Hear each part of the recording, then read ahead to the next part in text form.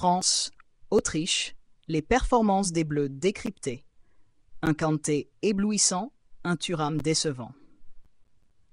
Salut tout le monde, dans cette vidéo, nous allons analyser en détail les performances de l'équipe de France lors de leur match contre l'Autriche.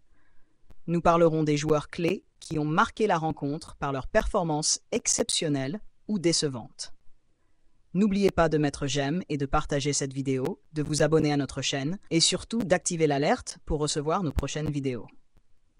Un rempart infranchissable pour les Bleus, Maignan a brillé par ses interventions décisives, notamment en fin de match, où il a été crucial. Son calme et sa présence aérienne ont offert une sécurité indispensable. Une performance solide qui rappelle pourquoi il est surnommé Magic Mike.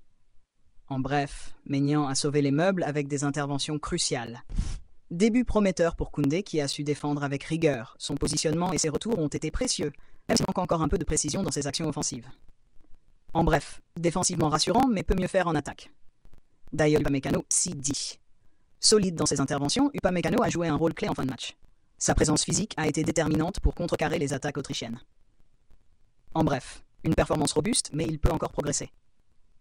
S'il a montré une grande aisance balle au pied, Saliba a également commis des erreurs qui ont offert des opportunités à l'Autriche.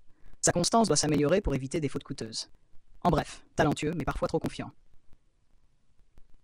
Théo Hernandez, 6,5-10. Un début de match énergique pour Hernandez qui a constamment proposé des solutions offensives.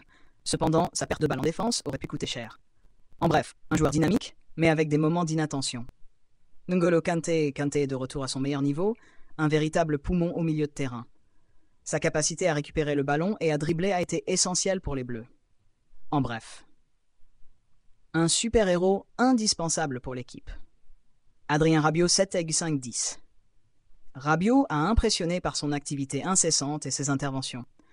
Ses récupérations et relais ont offert de belles opportunités offensives aux Bleus.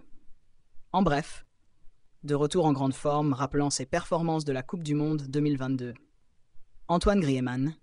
Sidi Griezmann a orchestré le jeu en première période avec des passes brillantes et des décisions judicieuses. Cependant, il a été moins influent après la pause. En bref, l'intelligence de jeu de Griezmann a été évidente, mais son impact a diminué au fil du match. Ousmane Dembélé, 4D. Dembélé a été en retrait, manquant de précision et d'impact. Ses efforts défensifs sont notables, mais son apport offensif laisse à désirer. En bref, une performance décevante, il peut et doit faire mieux. Marcus Thuram, 3-10. Thuram n'a pas su se montrer à la hauteur. Son manque de présence offensive et ses erreurs ont été préjudiciables. Ses rares contributions n'ont pas suffi à redresser son bilan. En bref, une prestation insuffisante, sans réel impact. Kylian Mbappé, 5/5. Mbappé a manqué de finition malgré ses tentatives et sa contribution au rythme de jeu. Il a provoqué le but contre son camp de Weber, mais a également raté des occasions cruciales.